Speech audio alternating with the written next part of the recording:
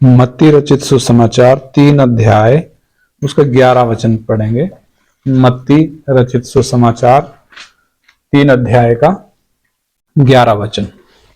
मैं तो पानी से तुम्हें मन फिराव का बपतिस्मा देता हूँ, परंतु जो मेरे बाद आने वाला है वो मुझसे शक्तिशाली है। मैं उसकी जूती उठाने के योग्य नहीं। वो तुम्हें पवित्र आत्मा और आग से बपतिस्मा देगा।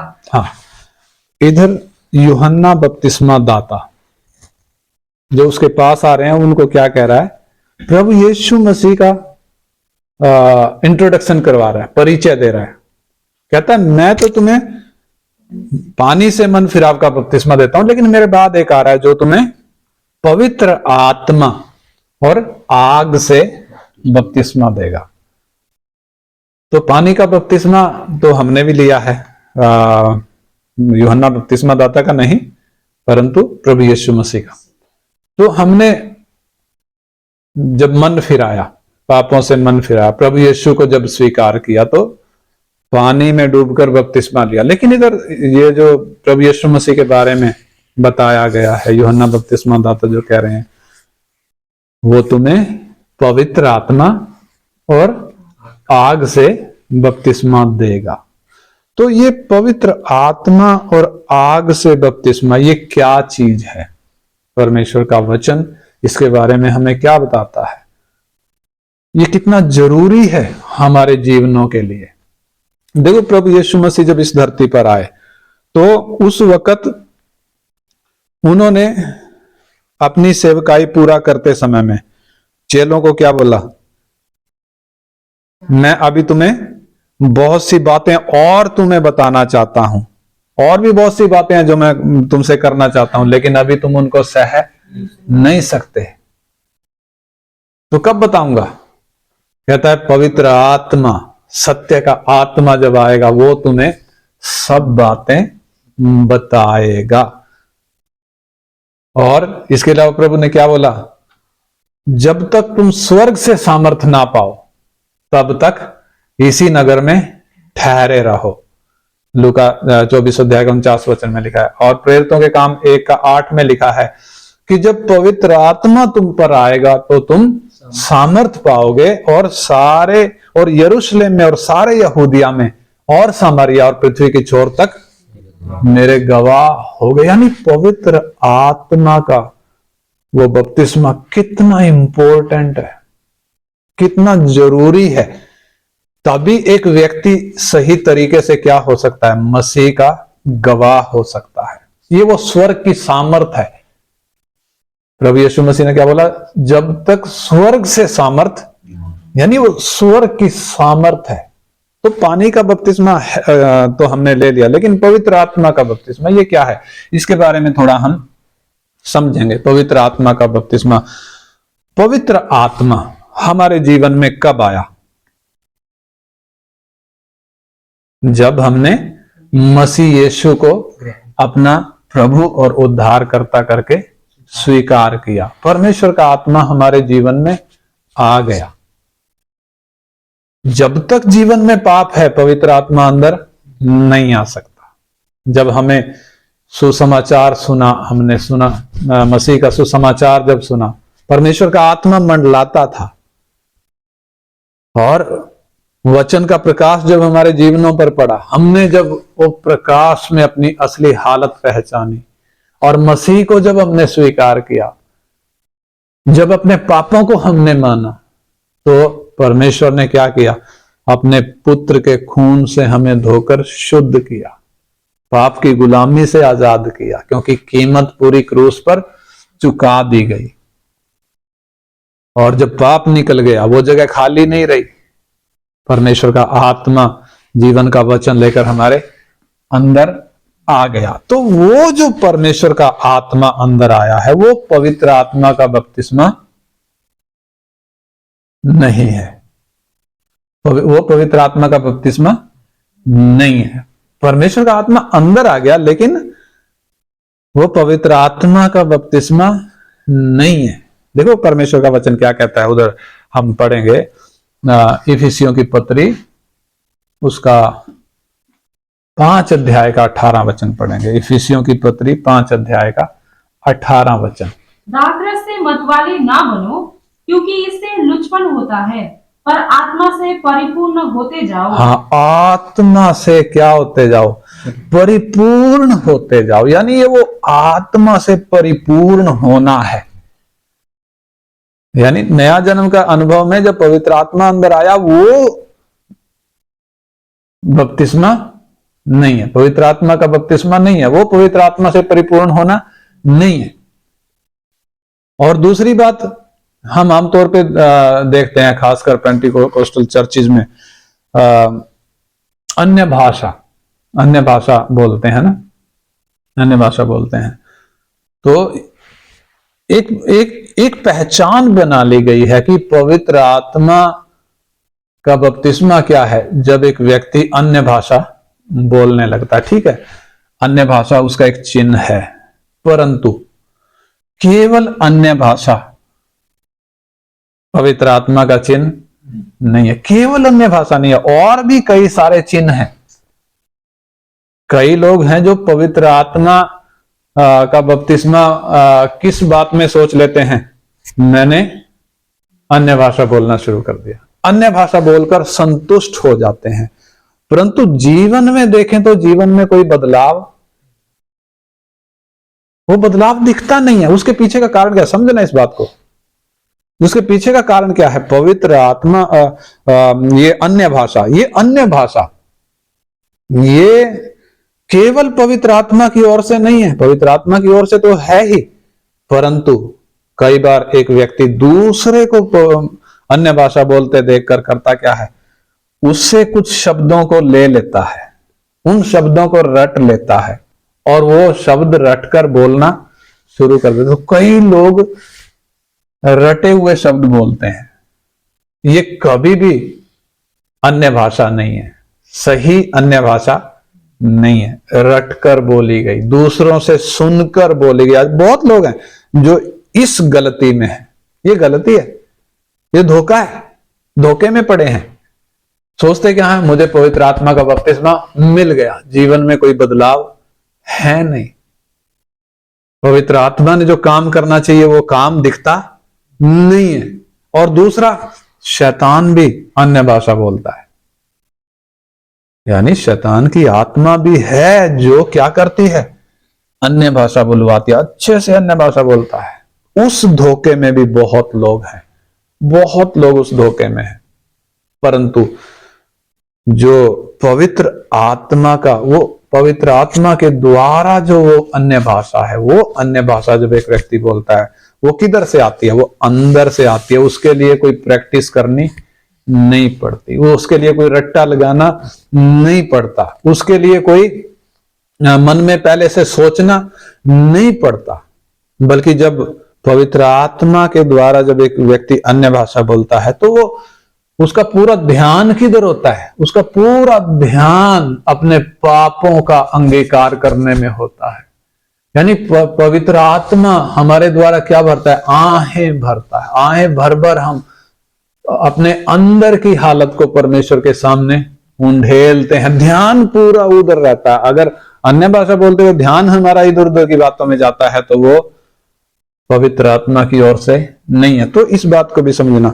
अन्य भाषा जब पवित्र आत्मा हमारे अंदर आया नए जन्म के समय में, वो पवित्र आत्मा का बपतिस्मा नहीं है। केवल अन्य भाषा बोलना भी पवित्र आत्मा का बपतिस्मा नहीं है। तो पवित्र आत्मा का बपतिस्मा क्या है, उसके बारे में जब हम समझते हैं, हमने पढ़ा इफिसी 5:18 में कि दाखरस से मतवाले ना बनो, बल्कि आत्मा से परिपूर्ण होते जाओ। क्योंकि दाखरस से तो क्या होता है? लुचपन होता है। पवित्र आत्मा से परिपूर्ण होने का मतलब क्या है? पवित्र आत्मा से परिपूर्ण होना यानी हमारे जीवन की गाड़ी, उसका ड्राइवर पहले पाप था, पाप चला रहा था। लेकिन जब पाप निकल गया, परमेश्वर का आत्मा अंदर आ गया, तो परमेश्वर का आत्मा आते ही ड्राइवर की सीट पर नहीं आया। ड्राइवर की सीट पे नहीं आया, पीछे आया है, पीछे बैठा है। अब ड्राइवर की सीट पर कौन है? पहले पाप था, अभी कौन है? अभी हम खुद बैठ गए हैं। लेकिन पवित्र आत्मा क्यों आया है? पीछे बैठने नहीं आया, वो ड्राइवर की सीट संभालने आया है, वो ड्राइव करने आया है, वो हमें चलाने आया है। लिखा है परमेश्वर के वचन में, जितने लोग परमेश्वर के आत्मा के चलाए चलते हैं केवल वे ही कौन है? परमेश्वर के पुत्र हैं। जितने लोग परमेश्वर के आत्मा के चलाए चलते हैं केवल वे ही परमेश्वर के पुत्र हैं। यानी जीवन की गाड़ी परमेश्वर के आत्मा ने चलानी है, उस अनुभव में आना है, वो आत्मा से परिपूर्ण होना। और फिर क्या नहीं होगा? लुचपन, उसमें लुचपन नहीं होगा। उसमें एक व्यक्ति परमेश्वर को प्रसन्नदायक जीवन जीता है, अपनी इच्छाओं में नहीं चलता, हर घड़ी परमेश्वर की इच्छा के लिए समर्पित रहता है, परमेश्वर की इच्छा को पहचान कर चलता है। वह पवित्र आत्मा से भरपूर होना। तो इसको समझने के लिए इसका जो चिन्ह दिया गया है, शुरुआत में जब परमेश्वर ने आदम को बनाया, मालूम है, अदन की वाटिका में जब रखा, तो उधर अदन की वाटिका को सींचने के लिए क्या था? प्रबंध क्या किया गया था? एक महानदी उधर से निकली। लिखा है, पढ़ेंगे उस वचन को। पहली किताब उत्पत्ति का 2 अध्याय का 10 वचन से पढ़ेंगे। उस वाटिका को सींचने के लिए एक महानदी अदन से निकली और वहां से आगे बहकर 4 धाराओं में बट गई। हाँ, देखो ध्यान से समझना, एक महानदी लिखा है। महानदी अदन से निकली और वहां से आगे बहकर 4 धाराओं में, 4 धाराएं हैं। उस महानदी की कितनी धाराएं हैं? 4। समझना आप इस बात को, 4 धाराएं हैं। पवित्र आत्मा का चिन्ह है, पवित्र आत्मा का ये छाया है। ये महानदी पवित्र आत्मा के लिए क्या है? छाया है। 4 धाराओं में बंट गई। और आगे पहली धारा का नाम पिशोन है। हाँ, ये वही है जो हवीला नाम के सारे देश को, जहाँ सोना मिलता है, घेरे हुए है। हाँ, और उस देश का सोना चोखा होता है। हाँ, वो मोती और सुलेमानी पत्थर भी मिलते हैं। हाँ, वहां मोती और सुलेमानी पत्थर भी मिलते हैं। और प्योर गोल्ड, चोखा सोना मतलब असली सोना। यानी इस नदी की खूबी है कुछ, इस महानदी की खूबी क्या है? इधर लिखा है यहां सोना मिलता है। सोना यानी शुद्ध सोना मिलता है, और मोती भी मिलते हैं, और सुलेमानी मणि भी मिलते हैं। इस नदी में वो खासियत है। और आगे पढ़े तो दूसरी नदी का नाम गिहोन है। हाँ, ये वही है जो कूश के सारे देश को घेरे हुए है। हाँ, और तीसरी नदी का नाम हिद्देकेल है। ये वही है जो अशूर के पूर्व की ओर बहती है। हाँ, और चौथी नदी का नाम फरात है। हाँ, हाँ, चौथी नदी का नाम क्या है? फरात है। ये फरात नदी आज भी इस जमीन पर है, धरती पर आज भी। इन 4 धाराओं में, 4 धाराओं में हमने क्या क्या नाम पढ़े? पहली धारा का नाम पिशोन है ना, और दूसरी धारा का नाम गिहोन है, और तीसरी धारा का नाम हिद्देकेल है, और चौथी धारा का नाम फरात है। तो इन 3 धाराओं के बारे में हम नहीं पढ़ते हैं। ज्यों का त्यों नाम नहीं है, हो सकता है नाम बदलकर कोई हो। जैसे हिद्देकेल को आमतौर पर जो माना जाता है टिग्रिस नदी माना जाता है, परंतु सेम नाम में वही का वही नाम फरात आज भी, फरात के नाम से क्या है? नदी बहती है। यानी परमेश्वर का वचन कितना सटीक है। ये कोई कल्पना या कोई किसी मनुष्य के दिमाग की उपज नहीं है। परमेश्वर का वचन आज नहीं बनाया गया, इंसान हजारों साल पहले इंसान की उत्पत्ति परमेश्वर ने करी। तो ये महानदी 4 धाराओं में बटी। लिखा है इस नदी की खासियत, इसमें चोखा सोना मिलता है, मोती मिलते हैं, सुलेमानी मणि मिलते हैं। ये वो खासियत है इस नदी की। 4 धाराएं हैं, 4 धाराएं कह लें या 4 स्तर कह लें। और इसको थोड़ा सा और समझने के लिए हम जाएंगे यहेजकेल की किताब 47 अध्याय, उसका 1 वचन से 5 वचन तक। यहेजकेल 47 1 से 5, 47 का 1 से 5 वचन। फिर वो मुझे भवन के द्वार पर लौटा ले गया। हाँ। और भवन की डेवढ़ी के नीचे से एक सोता निकलकर पूर्व की ओर बह रहा था। हाँ। भवन का द्वार तो पूर्व मुखी था, और सोता भवन की दाहिनी ओर और वेदी की दक्षिणी ओर नीचे से निकलता था। हाँ, ये इधर भी क्या है, भवन। कौन सा भवन है? परमेश्वर का भवन। इधर इससे पहले के अध्यायों में हम देखें तो परमेश्वर का भवन इधर है। तो इस भवन में से क्या निकला है? एक सोता निकलकर पूर्व की ओर बह रहा था। हाँ? और भवन का द्वार पूर्व मुखी था। अदन की वाटिका का द्वार भी किधर था? पूर्व मुखी था। वो भी, ये भी क्या है? पूर्व मुखी है। और मिलाप के तंबू का दरवाजा भी किधर था? एक ही दरवाजा। यानी ये सारी बातें क्या? छाया है। ये भवन का द्वार तो भवन हमारा विषय नहीं है, सोता हमारा विषय है। और सोता भवन की दाहिनी ओर और वेदी के दक्षिण और नीचे से निकलता था। हाँ? तब वो मुझे उत्तर के फाटक से होकर बाहर ले गया। हाँ। और बाहर से घुमाकर बाहरी अर्थात पूर्व मुखी फाटक के पास पहुंचा दिया। हाँ। और दक्षिणी ओर से जल पसीज कर बह रहा था। जब वो पुरुष हाथ में मापने की डोरी लिए हुए पूर्वी की ओर निकला, हाँ। तब उसने भवन से लेकर 1000 हाथ तक उस सोते को मापा। हाँ, देखो ध्यान से समझना आप। जब वो पुरुष जो नापने वाला है, उधर पिछले अध्यायों में से अगर हम आएंगे तो उधर नापने वाला है, तो वो पुरुष जब नापने की डोरी हाथ में लेकर उस जल को नाप रहा है, पूर्व की ओर निकला और उसने भवन से लेकर कितना? 1000 हाथ तक उस सोते को नापा। 1000 हाथ तक उस सोते को नापा। हाँ। और मुझे जल में से चलाया। हाँ, मुझे जल में से चलाया। जल में से चल रहा है, नदी के किनारे पर नहीं चल रहा, जल में से चल रहा है। हाँ। और जल टखनों तक था। हाँ, टखनों तक था। उसने फिर 1000 हाथ माप कर मुझे जल से चलाया। हाँ, फिर और आगे अगले दूसरे 1000 हाथ उसने फिर 1000 हाथ माप कर मुझे जल में से चलाया। और जल घुटनों तक। अब घुटनों तक आ गया। हाँ? और 1000 हाथ माप कर मुझे जल में से चलाया। फिर और 1000 हाथ माप कर जल में से चलाया। और जल कमर तक। अब कमर तक आ गया जल। हाँ? तब फिर उसने 1000 हाथ मापे। हाँ, चौथी बार फिर आगे 1000 हाथ मापे। और ऐसी नदी हो गई। ऐसी नदी हो गई जिसके पार मैं ना जा सका। हाँ, जिसके पार मैं ना जा सका, क्योंकि जल बढ़कर तैरने के योग्य था। हाँ, जल बढ़कर कैसा हो गया? तैरने के योग्य हो गया। हाँ? अर्थात ऐसी नदी जिसके पार कोई ना जा सकता था। जिसके पास कोई ना जा सकता था। यहां पे भी ये चार स्तर हैं इस जल के।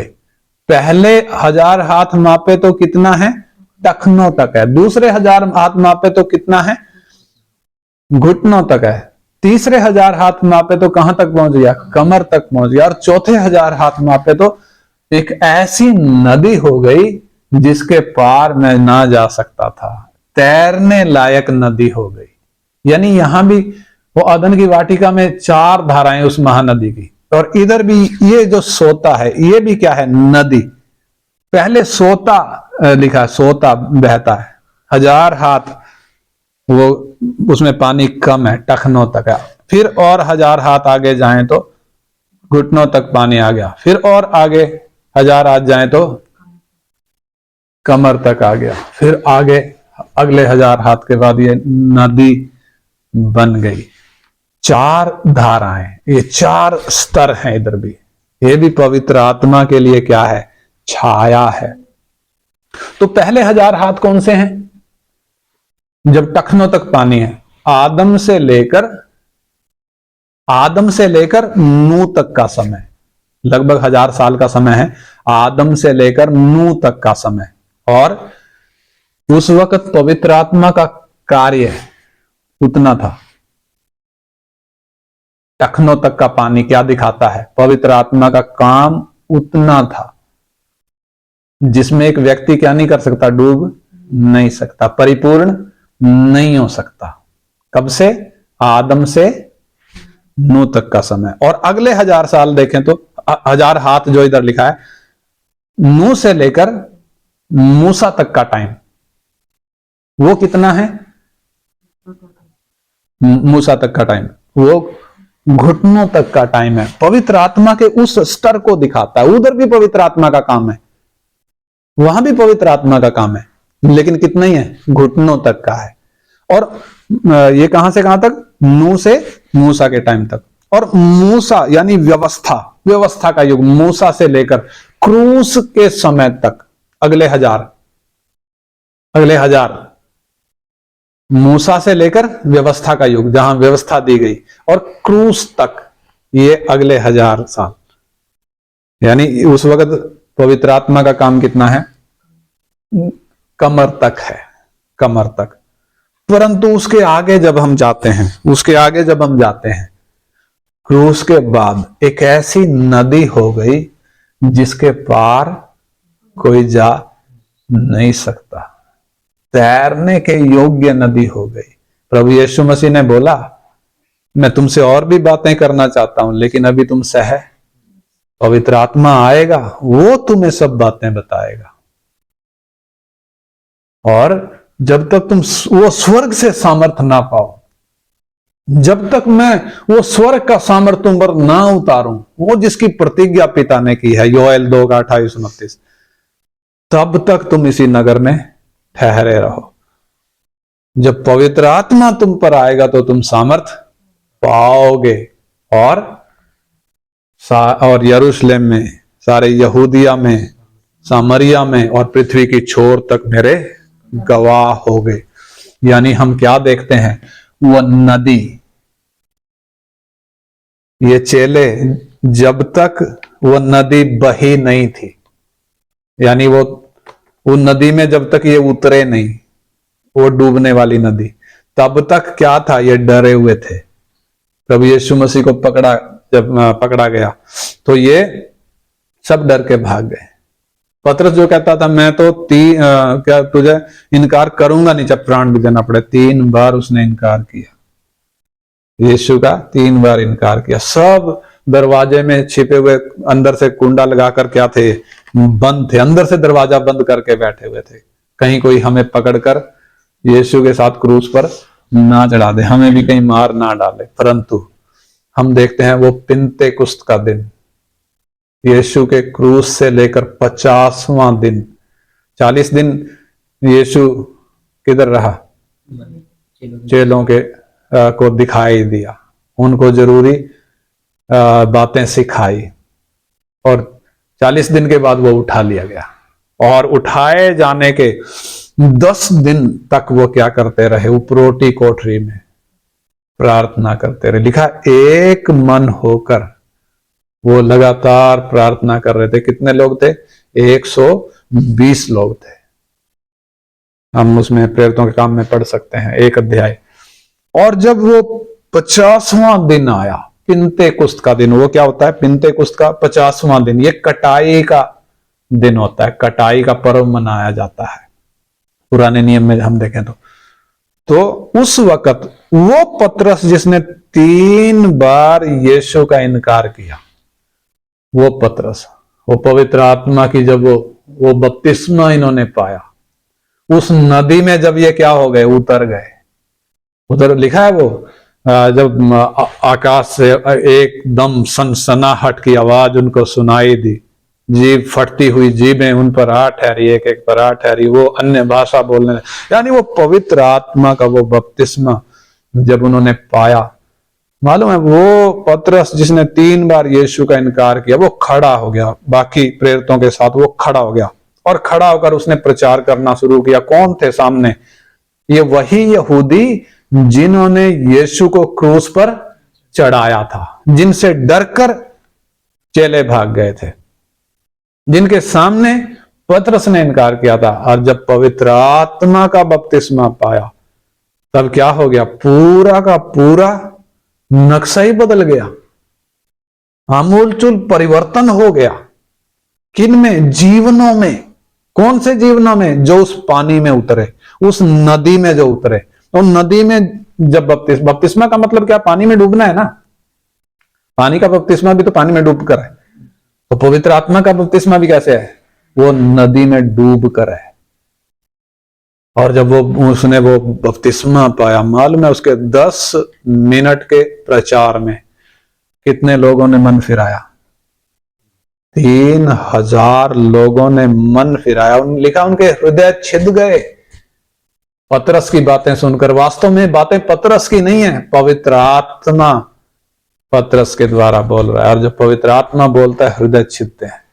3000 लोगों ने मन फिराकर बपतिस्मा लिया पहले दिन ही। 10 मिनट के प्रचार में 3000 की कलीसिया खड़ी हो गई। कैसे हो गया? पवित्र आत्मा का वो बपतिस्मा। तो पवित्र आत्मा का बपतिस्मा मैंने बताया पानी में डूब कर है। तो इधर नदी, 2 घटनाएं हमने देखी। 2 जो पवित्र आत्मा के लिए छाया है। अदन की वाटिका में 4 धाराएं, और यहेजकेल 47 अध्याय में वो 4 स्तर, 1000 हाथ।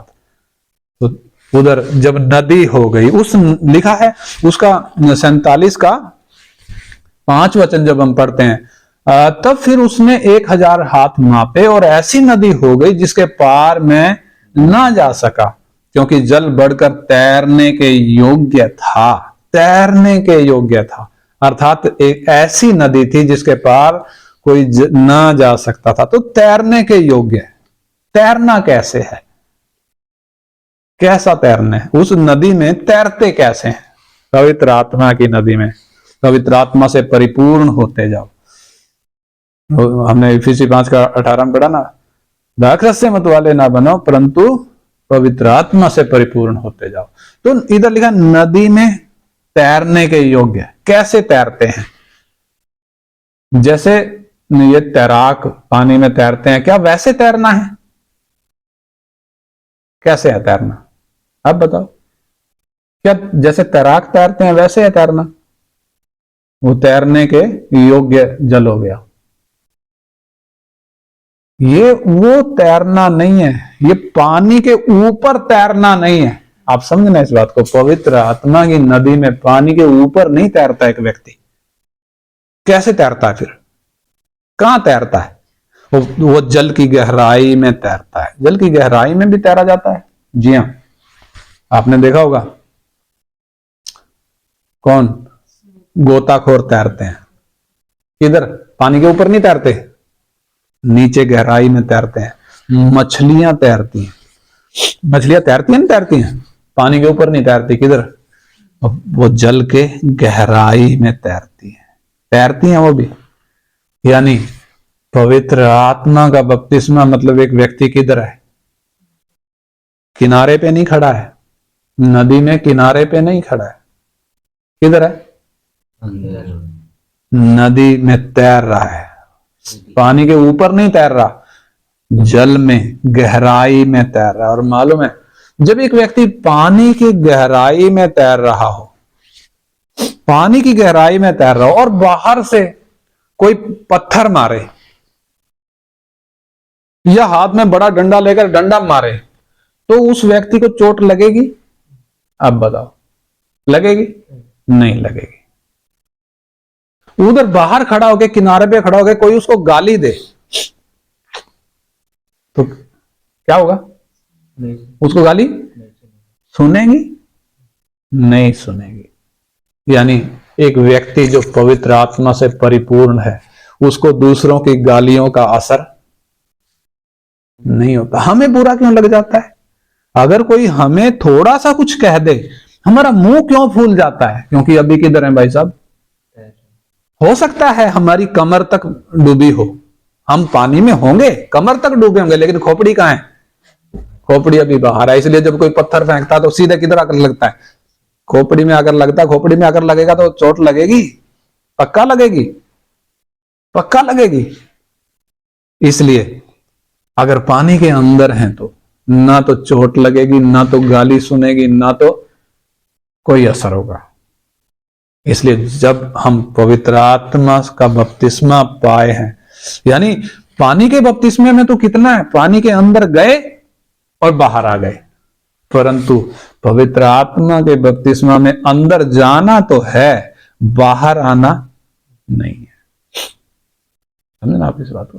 पवित्र आत्मा के बपतिस्मे में पानी में डूब गया तो अंदर ही है, फिर वो अंदर ही तैरेगा, वो अंदर के नजारे लेगा। मालूम है समुद्र में जब हम देखते हैं, समुद्र की गहराई में जब गोताखोर उतरते हैं, मोती किधर मिलते हैं? किनारे पे नहीं मिलते मोती। इधर लिखा है ना, चोखा सोना, मोती और सुलेमानी मणि, ये किनारे पे नहीं रखे होते, ये टखनों तक के पानी में नहीं होंगे, घुटनों तक के पानी में नहीं होंगे, ये कमर तक के पानी में भी नहीं होंगे, लेकिन किधर होंगे? जब गहराई में हम उतरेंगे क्या मिलेगा? मोती मिलेंगे, पवित्र आत्मा। इसलिए जो पवित्र आत्मा का बपतिस्मा वो पहले समय के वो प्रेरितों ने, जब वो प्रभु के चेलों ने जब वो पवित्र आत्मा का बपतिस्मा पाया, मालूम है दुनिया को उल्टा पुल्टा कर दिया।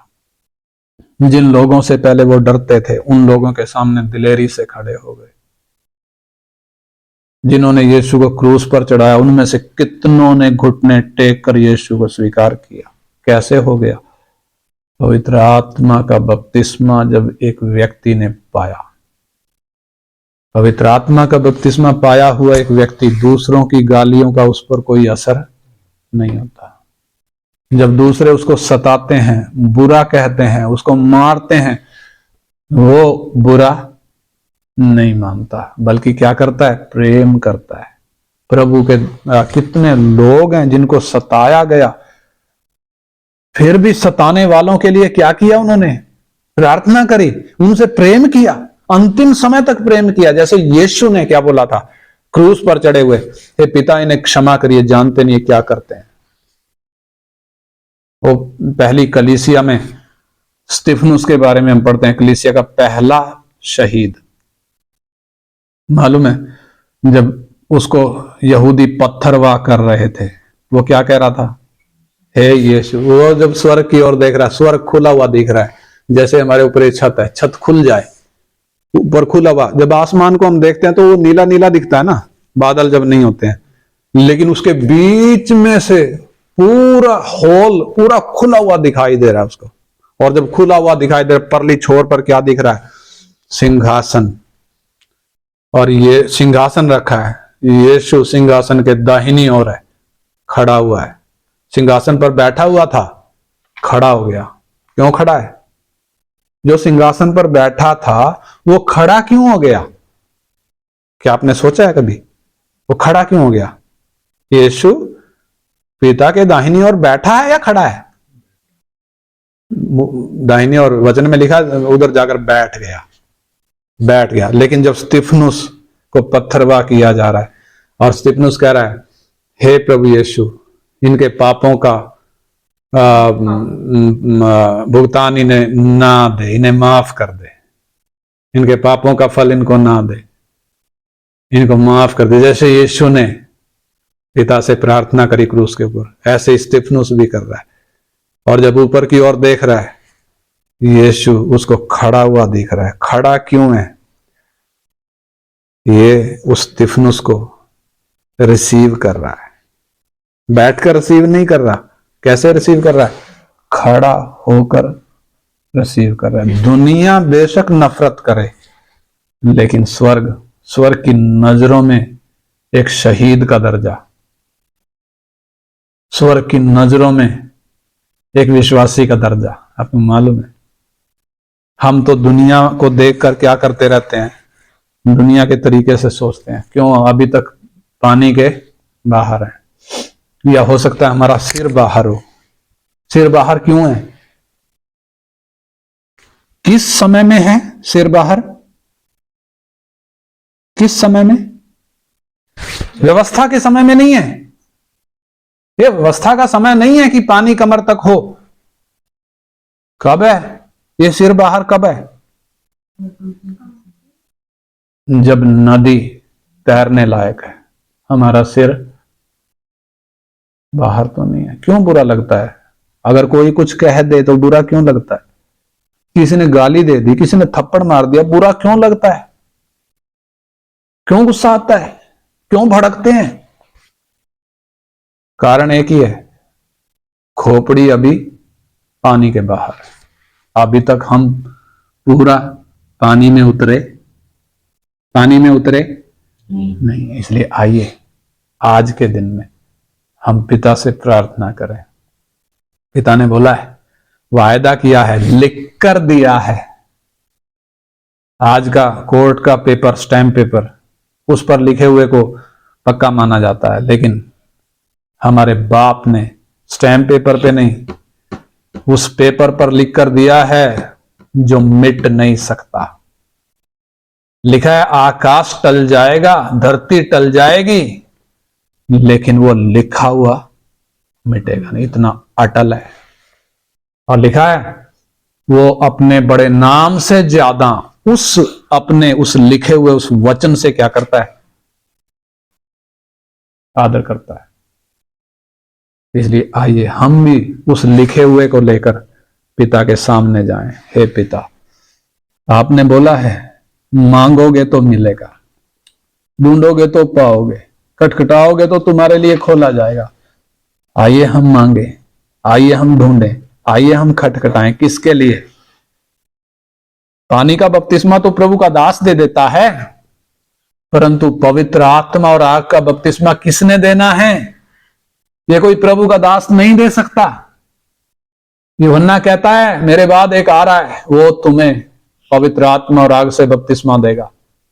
यीशु ही है जो एक व्यक्ति को पवित्र आत्मा और आग का बपतिस्मा दे सकता है। आइए हम उससे विनती करें। उसने लिख कर दिया है, मांगोगे तो मिलेगा। क्या हम मांगेंगे? क्या हमें जरूरत नहीं है? अरे हम उस समय में हैं जब हमें नदी के अंदर होना चाहिए था। पूरा नीचे गहराई में से वो मोती हमें लेने चाहिए थे, वो चोखा सोना हमें लेना चाहिए था, वो सुलेमानी मणि हमें खोजने चाहिए थे, लेकिन हम किनारे पर खड़े हैं। आइए हम पिता से विनती करें। हम उस चौथी धारा में हैं। वो फरात दरिया आज भी धरती पर है। हालेलुया। क्या हम मांगेंगे पिता से? बिना उसके स्वर्ग की सामर्थ नहीं आ सकती। बिना उसके प्रभु यीशु जो बातें करना चाहता था, वो बातें नहीं समझ में आएंगी। बिना उसके दिलेरी नहीं आएगी। बिना उसके हम परमेश्वर के पुत्र नहीं हो सकते। जितने पवित्र आत्मा के चलाए चलते हैं, केवल वे ही परमेश्वर के पुत्र हैं। Hallelujah, hallelujah.